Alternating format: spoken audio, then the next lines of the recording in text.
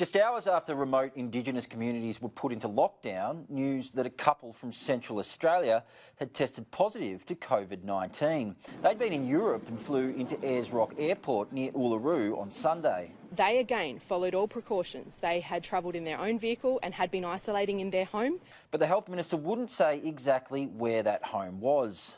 Whereabouts in Central Australia is their home? Is their home in Alice Springs or is it in a remote Indigenous community? I don't have that detail, but that is what the Centre for Disease Control is working through. Hours later, the Police Commissioner confirmed it was one of his officers and his wife from the community of Harts Range, about 130 kilometres northeast of Alice Springs. They drove back to Harts Range, stopping to fuel their car and minimising contact as much as possible.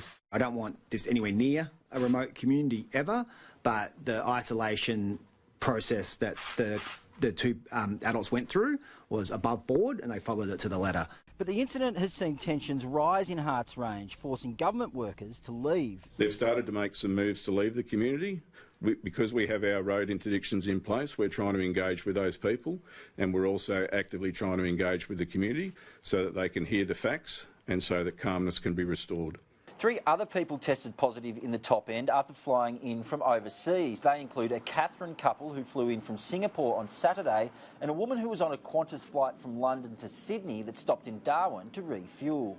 That flight spent some time in Darwin refuelling. During that time, passengers were disembarked but kept isolated at the airport. She became unwell and she was taken to Royal Darwin Hospital where she remains. Meanwhile, one of the Prime Minister's closest advisors has called for senior public servants to take a pay cut as the government deals with the coronavirus crisis.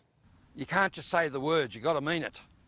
And one way that the senior executive service at federal, state and territory level can mean it is to take a cut in their salary packages. Drought Coordinator-General Shane Stone, who earns more than $500,000 a year, says it's a small sacrifice at a time when up to 2 million people could find themselves unemployed.